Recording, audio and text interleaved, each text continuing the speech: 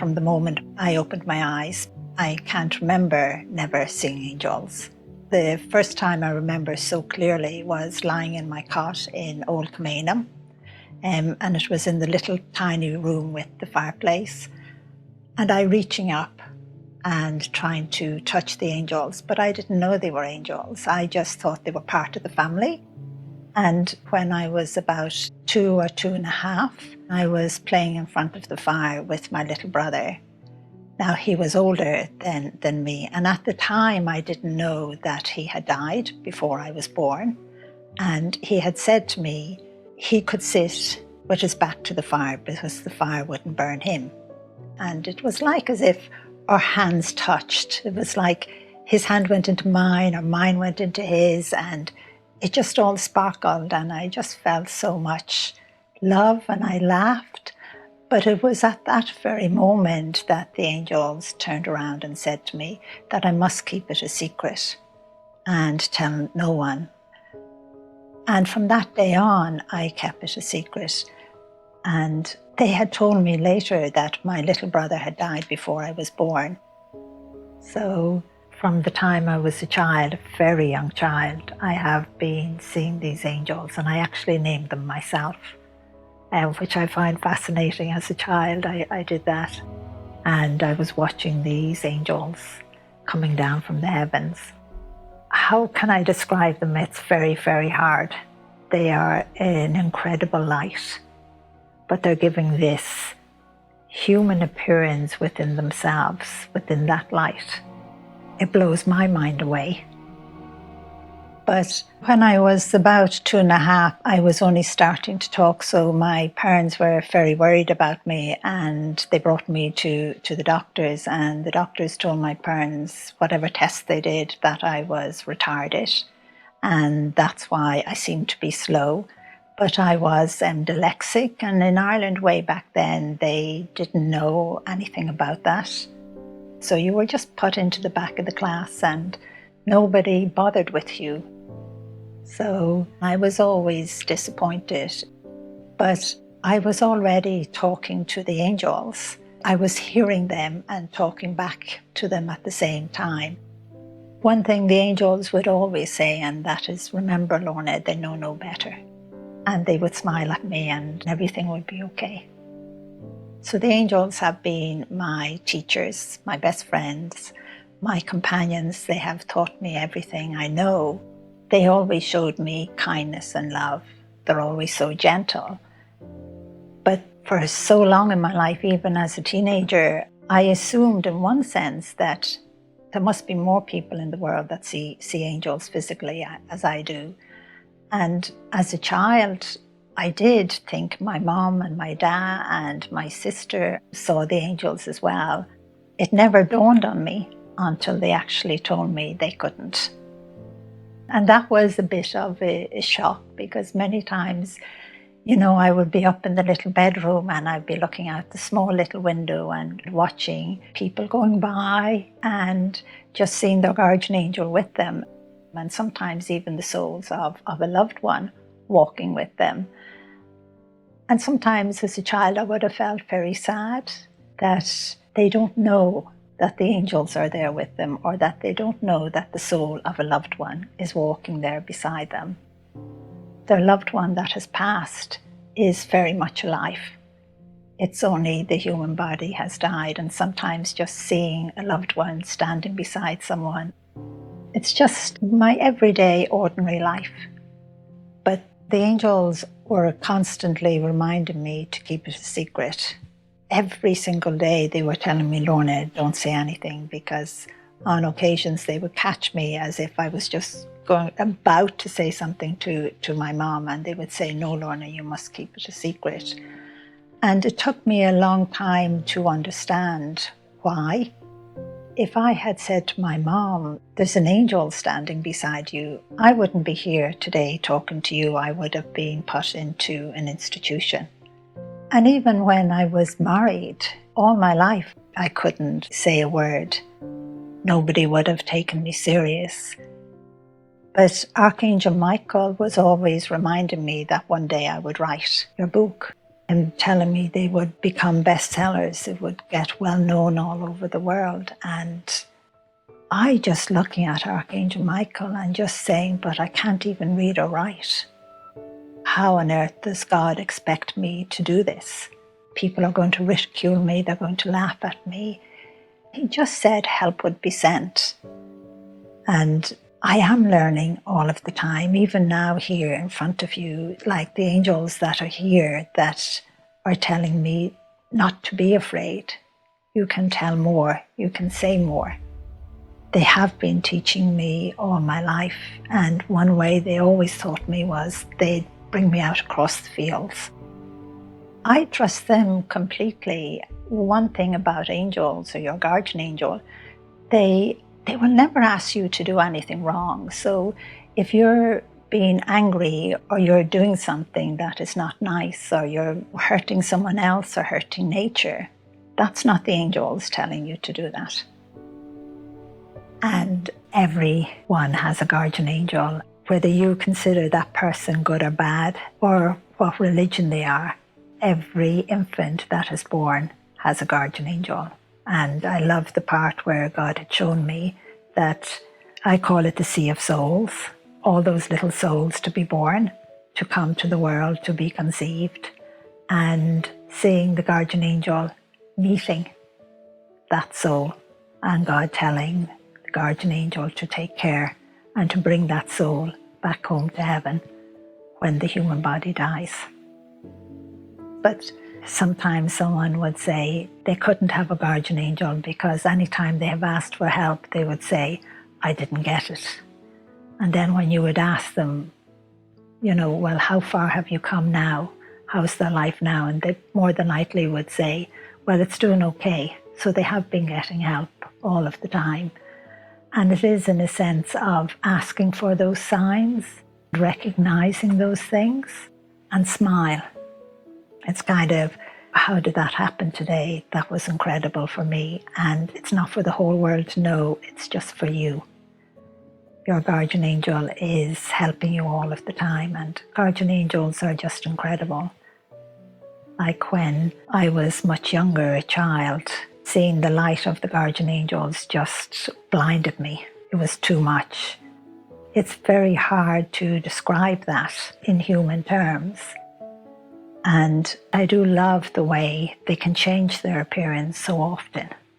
And sometimes when I see a guardian angel reach out and put its hands on the shoulders of a human being, just seeing that radiant light, that's the only way I can describe it, coming from those hands.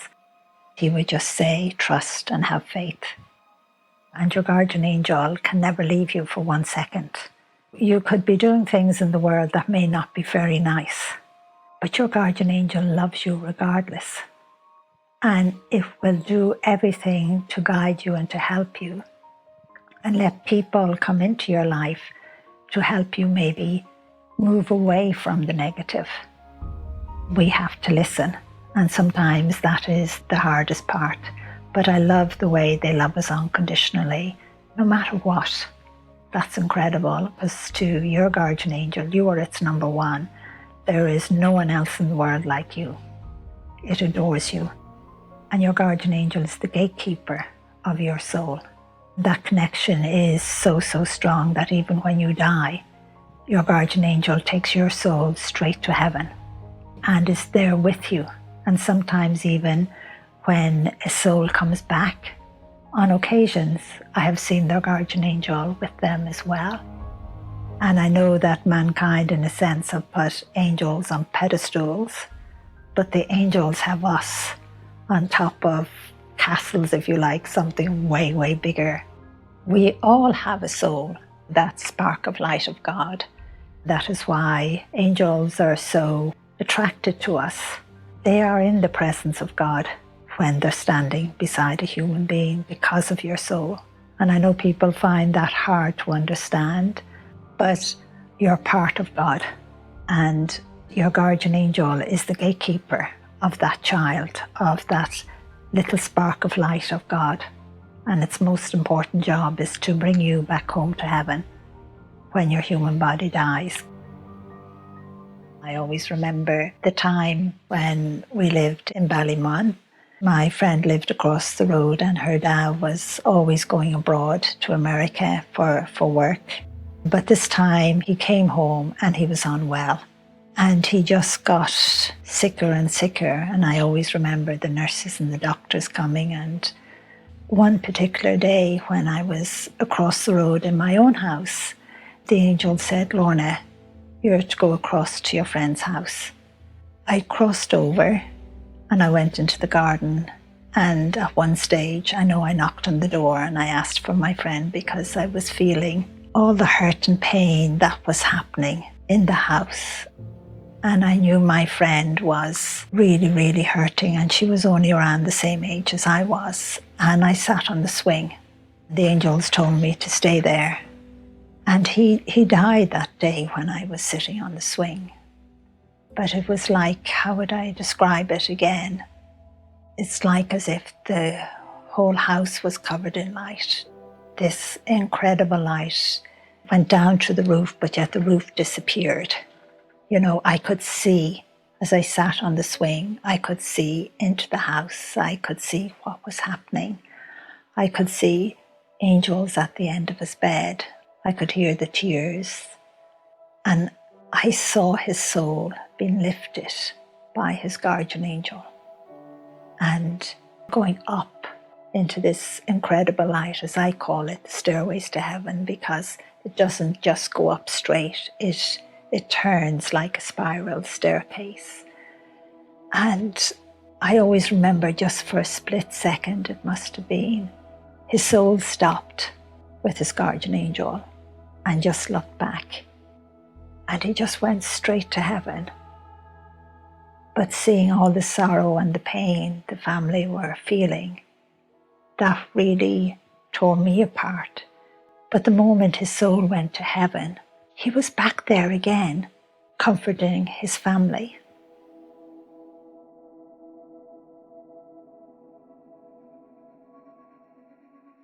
One particular angel I actually love, never mind Archangel Michael and so many of them, I love them all, but it is the unemployed angel. It's there to help us with all the trivial things. But many a time I would see them in the street, in among people, and they have no work. They're trying to get our attention.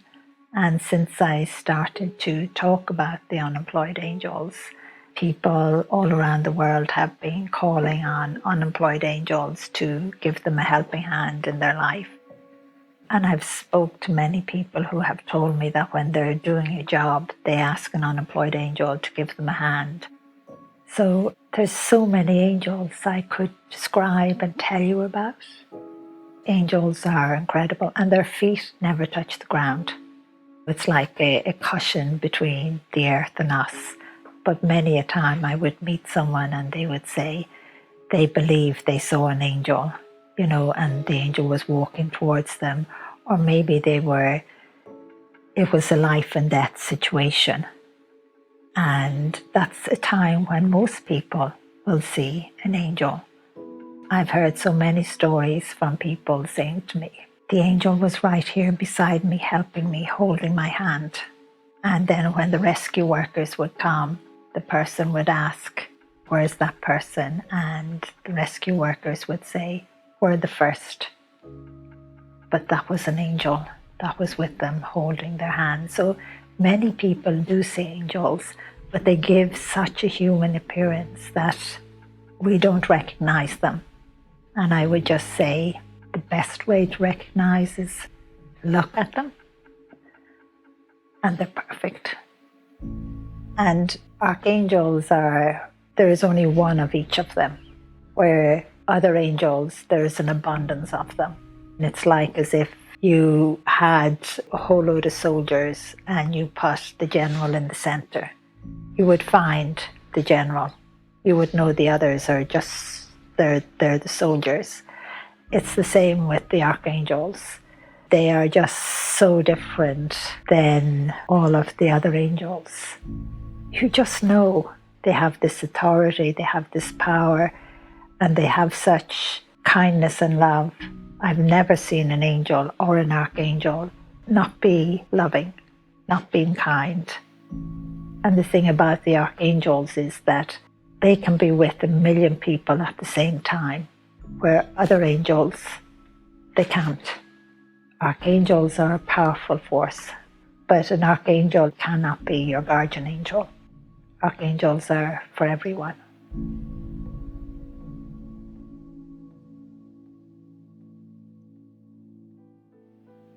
I always remember the time with my dad. He's out fishing, and I was only about 10. And the angel's just saying to me, there's a special angel for you to meet. And just seeing this beautiful angel, Angel Elijah, walking across the water. I was just so fascinated by this angel. And it was that time he told me about the young man I would marry. And it was like as if a screen appeared across the river. I can't really say whether it was like silk or it was like water. It just this screen that looked so alive. And I see this young man, and he just said to me, Lorna, this is the young man you will marry. And I was only 10. Like, he said, you'll fall in love with him. And I was giggling at the idea, what's he on about? But then he said, we wouldn't grow old together. I always remember, the giggle went off my face, the smile went off my face, and I said to Angel Elijah, why did he have to tell me that? And I always remember him putting his hand to the back of my head. And it was like when he done that, I felt at peace with it. I felt it was okay. So deep down in my mind, it was always there. And I always remember the time when I was working in the Grosvenor with my dad. I was a teenager, and everything changing in the office and looking out those big windows at the desk where the secretary was sitting, and I seeing this young man walking up the road in the distance and recognizing him straight away, and knowing where he was going, knowing he was going to come in, look for a job. His name was Joe, and I got to know him, and eventually he asked me out.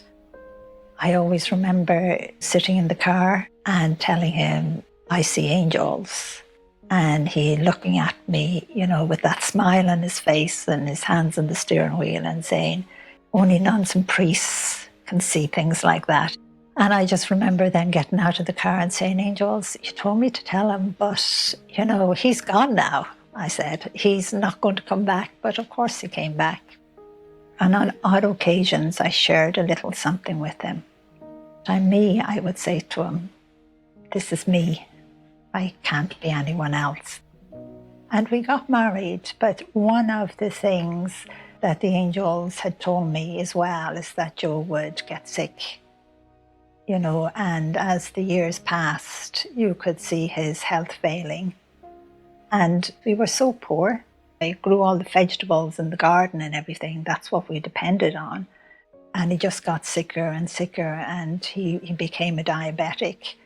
But the diabetes attacked his body, his human body, so it was attacking his organs and even his brain. And even at times, I always remember the time God was going to take him to heaven. It was in the kitchen. He was sitting at the table. I could see what was happening to him. And it was frightening because my children were quite young at that time. His sugars had gone up and down in every way, and I wasn't able to settle anything. And then the next minute, the whole room went like an ice cube. It was like as if I was inside the ice cube. Joe was inside it, everything, but everything changed in the kitchen.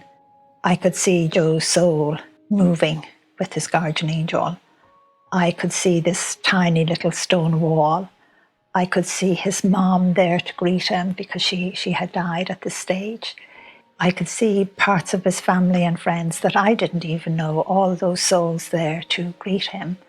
And I remember standing over beside Joe and putting my hands on his body and just saying to God, please don't take him. The children are too young.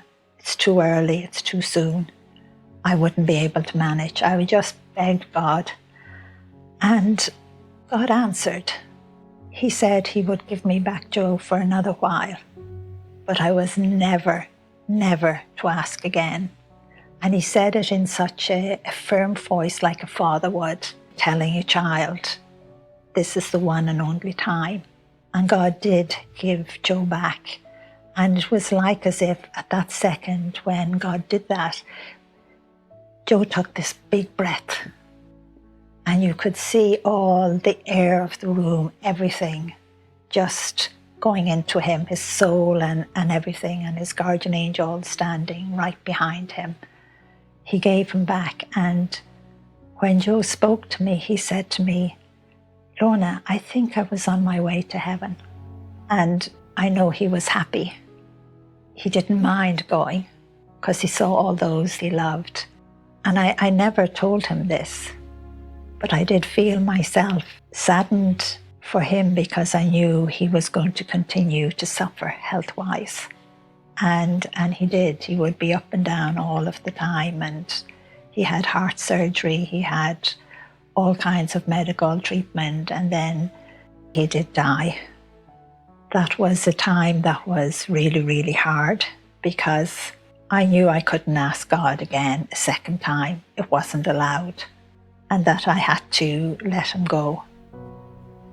And I just remember calling the ambulance and everything like that, but knowing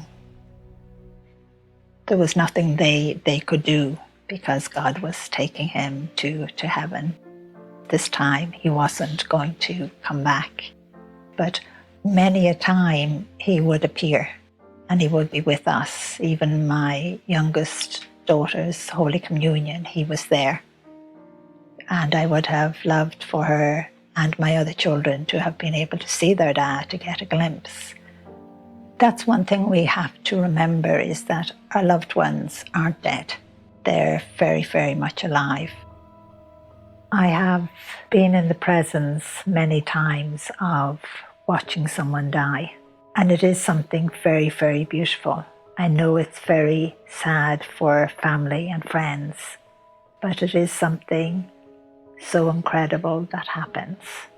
I've often been in a hospital and watched the guardian angel and the family around a bed help the soul to be lifted from the human body ever so gently, and then being free of the human body, and the soul looking just so incredible. It never looks like the human body that is there. The human appearance the soul will give is nearly always young again, healthy again, not old, not sick, nothing like that.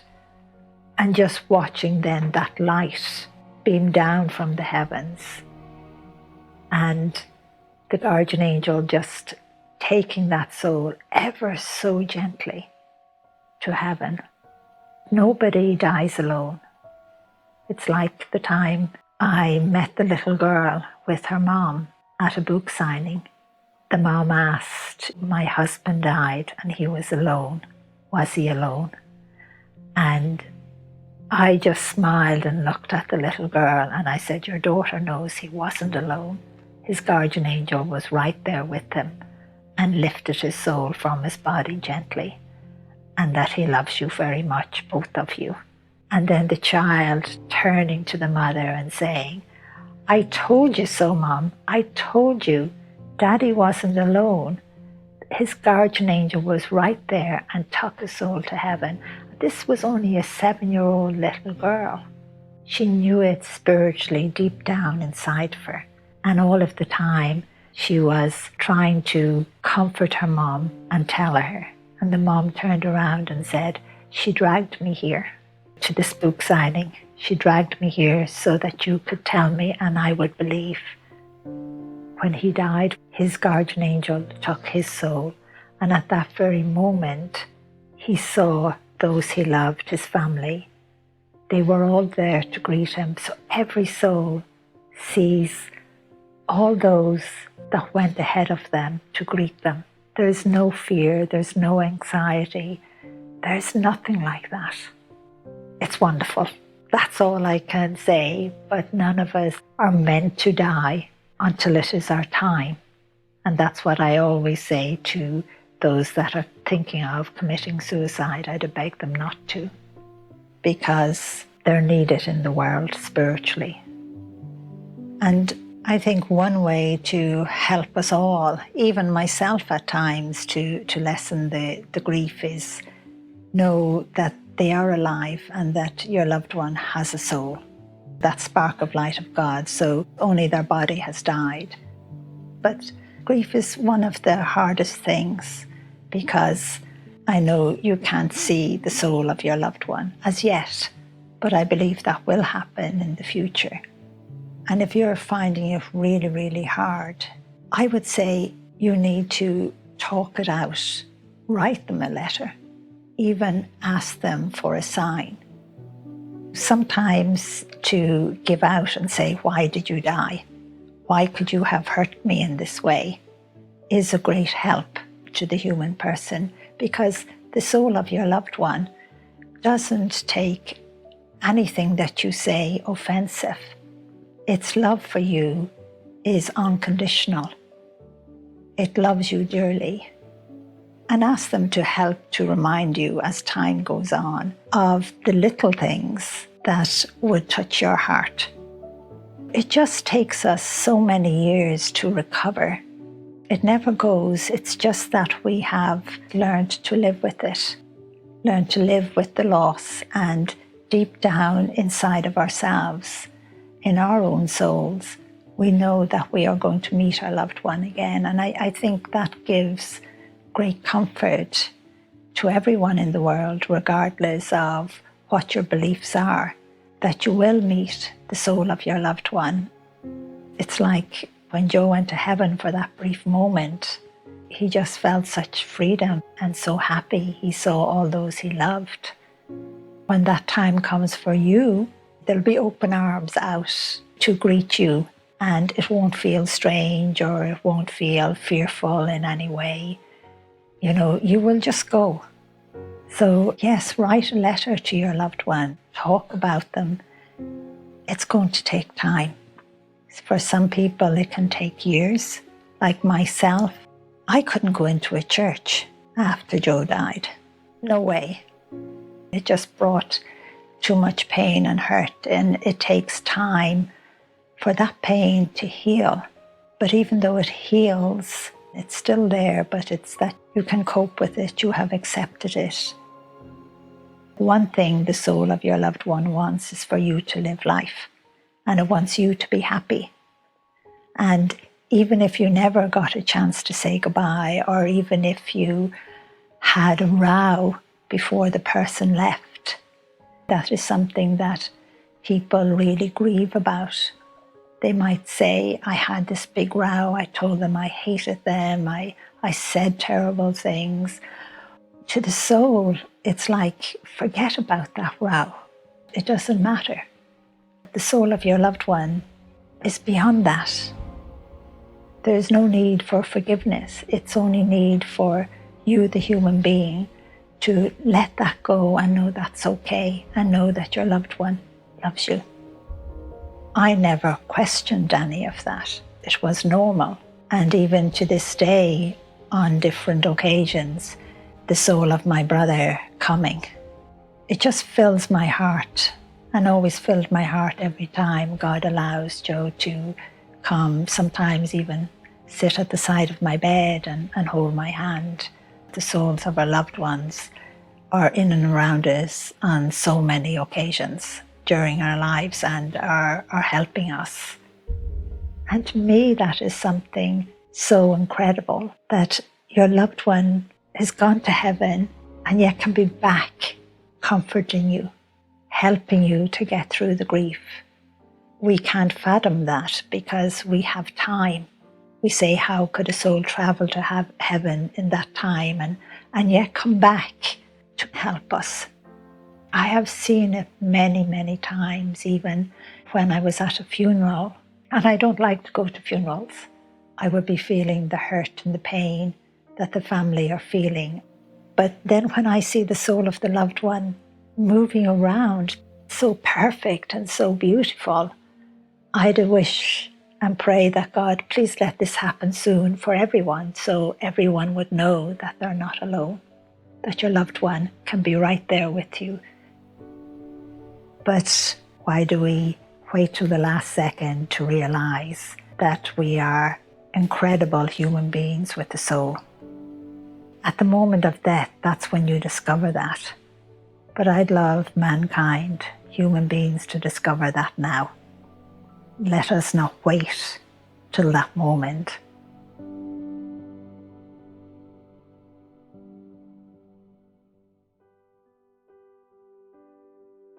The angels had told me I would become pregnant, that a little soul was going to come. And of course that happened. And I was quite a few months pregnant, but they told me it wouldn't stay. And that really saddened me because, of course, I wanted my baby to stay. But this particular day, I was feeling really, really sick. I wasn't feeling good. And I noticed there was an awful lot of angels in the house. I was on the couch, I was lying down, and Joe was sitting on the couch with me. But my human body was dying, and I could hear Joe calling me to come back. But I ignored it. My soul was going with my baby to heaven. And the angel that stopped me was just this beautiful angel and had its arms out like this to take my baby and told me I had to go back. And of course I didn't want to go back. But then God spoke and said, I must go back. I looked into the human world and I could see Joe on the couch holding my body. I could see him begging God to send me back for me to live. And even then, I didn't want to come back. Because when your soul goes to heaven, you don't really want to come back. But if God says you have to, there is no choice. And when God had said, I have to go back, when he said it in that fatherly, strong voice, I just went straight back. But it was hard. It was hard for me at that time when my soul went back into my body, because you have to remember, I lost my child. And there was a lot of pain. And even at the time when my soul left my body to go with my baby, I felt that pain as well for a brief moment. It was horrific. But I still think of my little baby, and how would I say, I have met the soul of my little baby. That is beautiful, and I know that little child is with Joe in heaven as well, and that is comforting. But it is very hard when God tells you you can't come, you have to go back.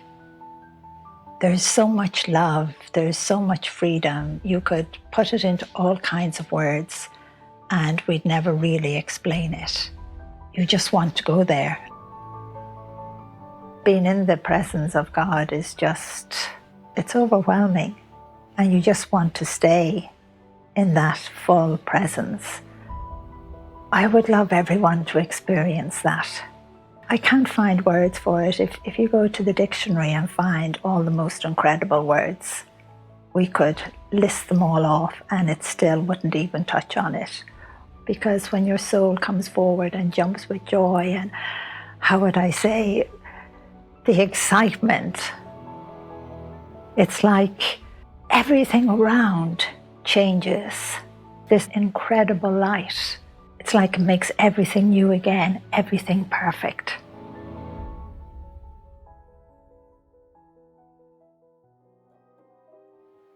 I have gone to places where people said, there's an evil spirit here. When somebody is walking somewhere and all of a sudden they feel an awful lot of negativity in that area, that is dark energy. But it's usually dark energy in the sense that it comes from where something happened long ago and there was a lot of pain and hurt.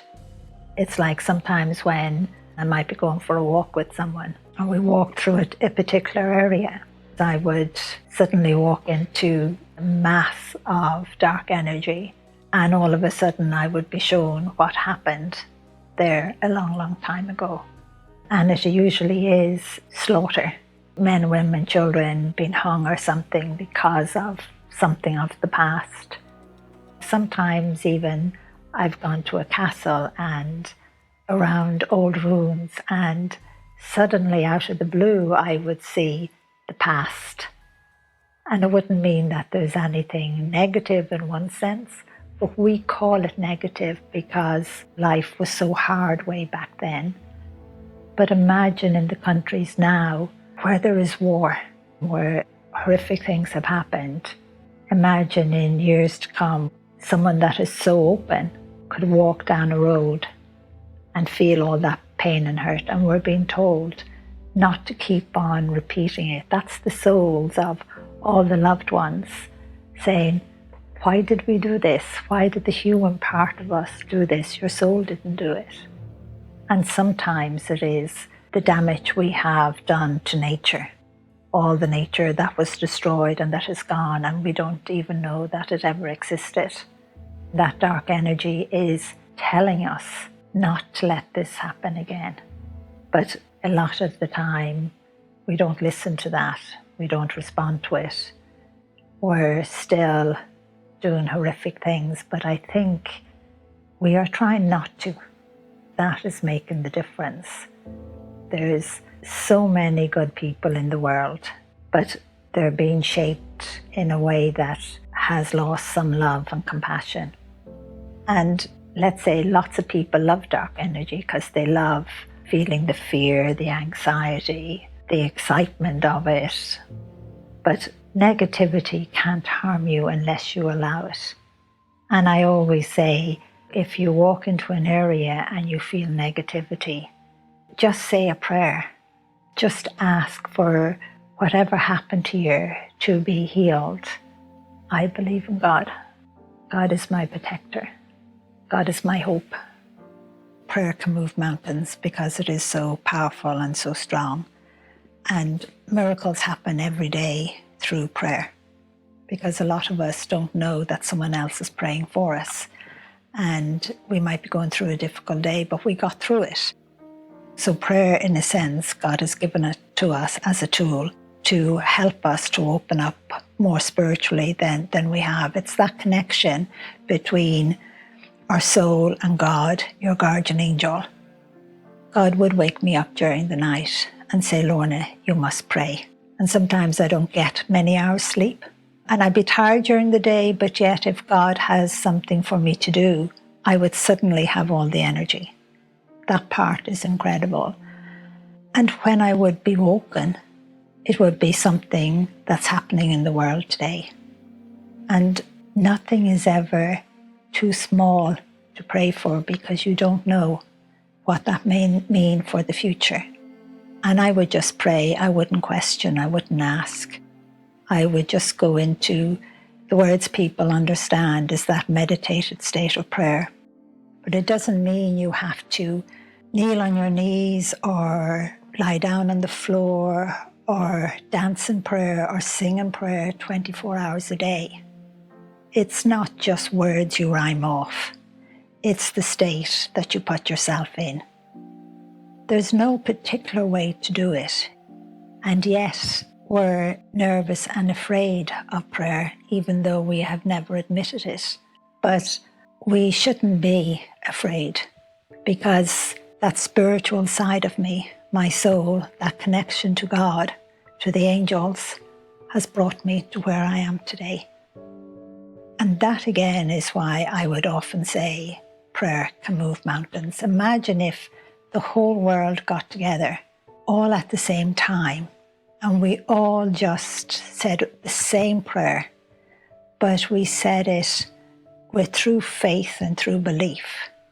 Imagine how it would draw that steel curtain that we have put across ourselves to pull it open. If we all prayed for something that was good for the whole world, all of us, all around the world, regardless of language or religion, we all prayed for the one thing. It's like one voice, like one soul. It would be extremely powerful. And whatever the whole world was asking for would change, but only if it's for good. what is negative or what's not good at the moment won't come about. And prayer helps us as well not to be afraid. And even myself, sometimes when I'm scared, like if I'm going out on stage or on TV or even doing this here with you, I would say, God, angels, I'm as scared and I'm as nervous, and calm me down. And that's my prayer. Allow for your faith to grow so strong. It's like, as you know, without hesitation, you can do it.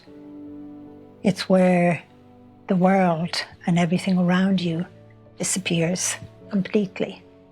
You connect to the universe that God has given us. So to me, everything is simple. You could be walking down the road and just say a little prayer, just even call out to God, call out to your guardian angel. You can even give out. You can say, come on, I need a helping hand. My leg is really paining me, or I feel so tired today. Could you please give me some energy? And every time we're conscious that we're praying, the angels of prayer are there as well. I always say they're like a waterfall, not coming down, but going up, and so full of light. And they're enhancing your words, your prayer. And even when you pray and you ask, your guardian angel is taking part in that. And even the souls of your loved ones, they're interceding for you as well. If this is good for you, it will turn out that way. And I know many of us have many roads to walk down. And sometimes we say, I prayed and asked for some particular thing and it never happened. And then years later, we're somewhere else in our life and we look back and we say, oh, I'm so glad that never happened. Your prayer was answered. Never doubt the power of prayer. It gets you through life.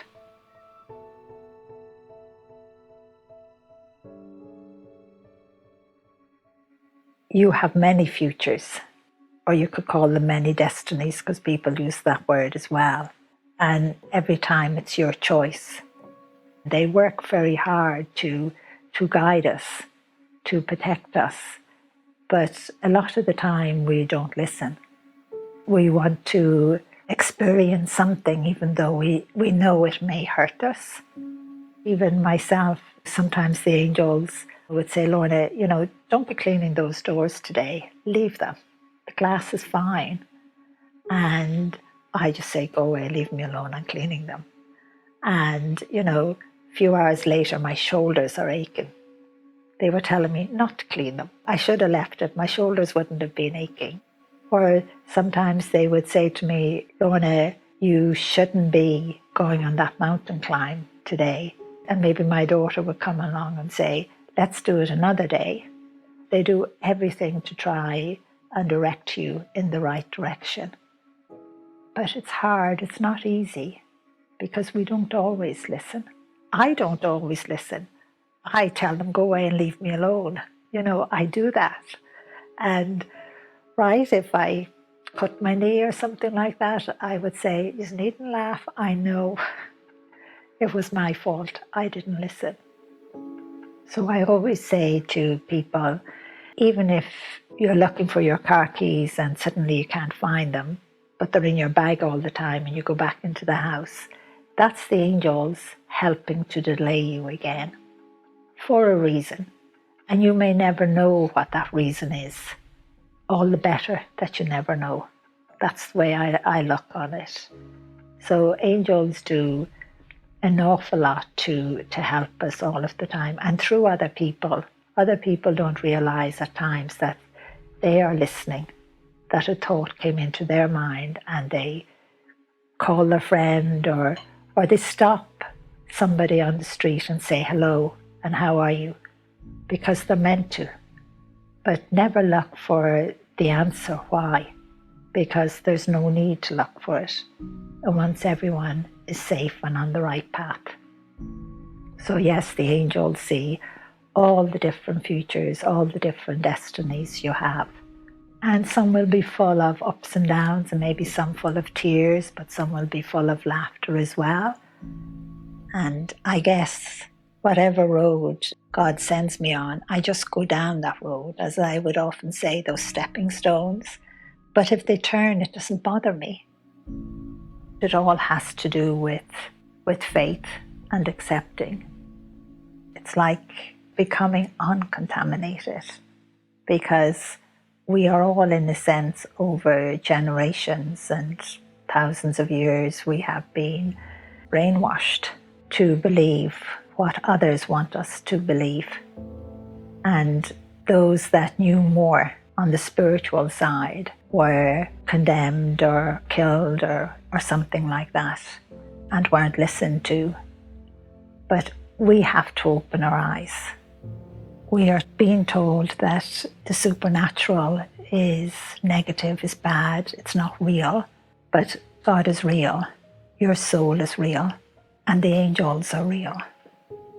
We have just been told that only certain people can have spiritual experiences, but everyone can, because I'm human. And if I can do it, you can do it. And I tell mothers now and fathers, when, if I meet a mother and she's pregnant, I say to her, when the baby is born, you do say mama, dada, and the child learns those words. But don't forget to say, how is your soul? How's your guardian angel? And if those words come the same natural way as mama, dada, it'll be easier for the child to be more open than the last generation. People want to change. People are reaching out. But I think it's going to be up to everyone. We just need to open up just a little bit more. And I believe plenty of people are, of all ages. Sometimes parents will bring their children to a talk, or teenagers are very young, and parents say, Lorna, what's my child's guardian angel's name? And I ask the child tells me, and the parents are kind of, what? We never. But the child doesn't see any reason to tell mom or dad. The young child is not thinking in the way of adults think, because adults have been more conditioned than the child has been. So the child automatically thinks that, surely mom and dad knows anyway, sure, what are they asking me for when they know? So you have to allow yourself to be open as much as possible and to listen. Again, as I said, I'm only learning. And you have to remember, God hasn't given up on us, and God will never give up on us. God created the whole universe because God is part of all of that creation. He's in everything. So in a sense, when we ask, why are we here? What's the meaning? Our human life, we seem to be suffering a lot. But yet we do have lots of joy in it as well. But when we're in the negative part, we can't see any of that joy. And yet you have a soul that's holding that light in front of you. Your angels are holding that light in front of you for you to take that next step and open spiritually. We are part of the creation of life. We were given that spark of light, our soul. That's why at times we have love and compassion. That's why at times the world today stands up and says, listen, this can't be happening anymore. We're trying so hard not to repeat the horrific things we have done. And we can all be blaming God for that and the angels for that. But they didn't do it. We did. We have done it. So everything is our choice, our free will. We can change. And I know no matter what the world is going through and what's happening, we have to, in a sense, realize that the soul is here because it wants to be here. God knows everything about you. He's giving us all the answers. He's telling us what to do, whether you call God a man or a woman, or the universe, whatever name you want to give God. And life is precious.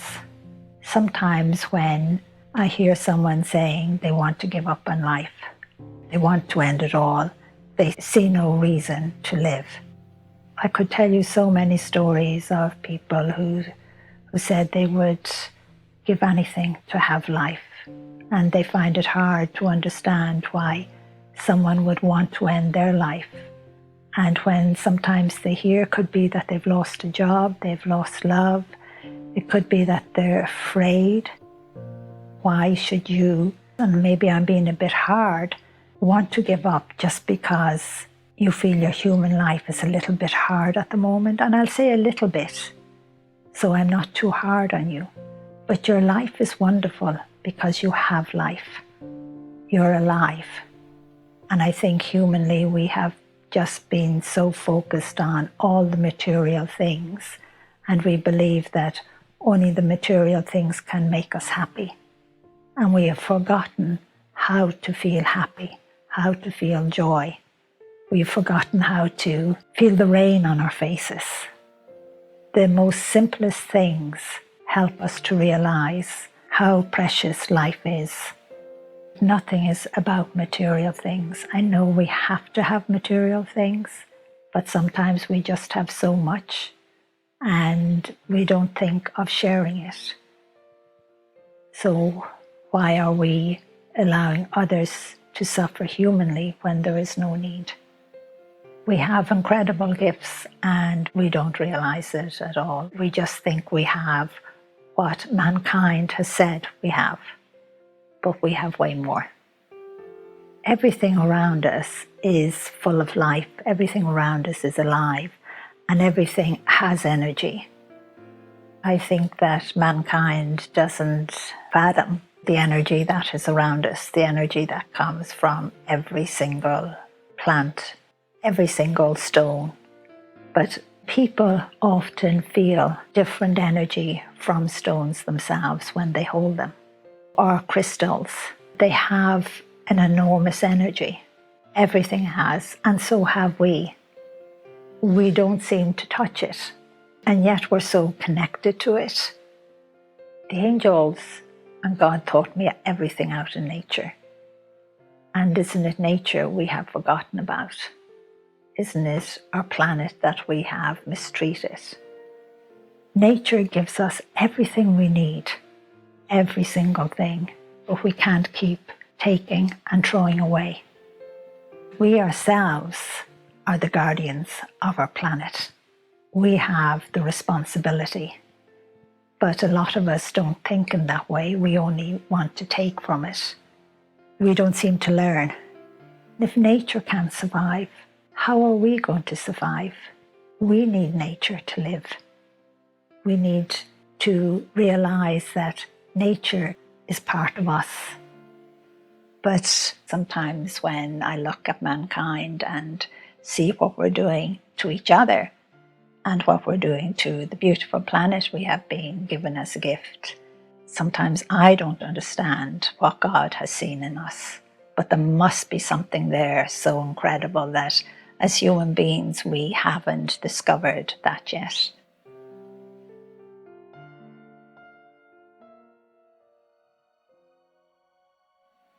I know mankind uses the word awakening, but that has started long ago. It hasn't just started now. It's just that we're moving forward quicker because we want to know the meaning of life.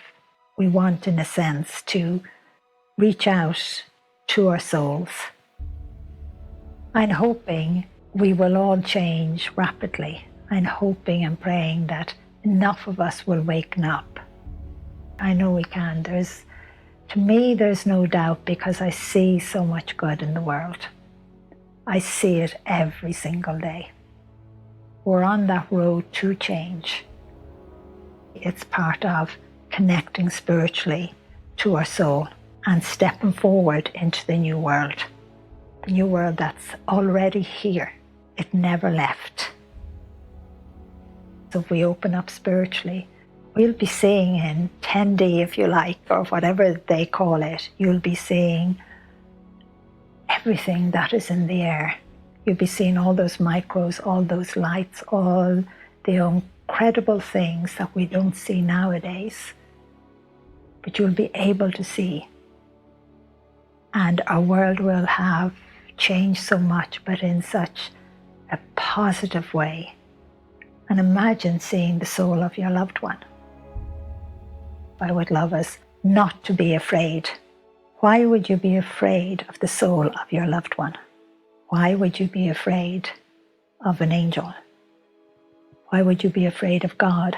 And I think the reason is that we have been brainwashed by religion to believe you should be afraid. But I know we can have incredible futures. I have seen them, where there is no hunger, no thirst. Our planet it's like as if it's reborn. It's like we wake up and we really start to take care of our planet, and the planet changes. Life just blossoms in every way, but at the same time, we will have grown spiritually.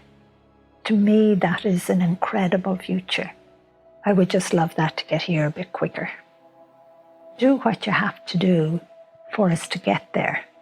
Play your part.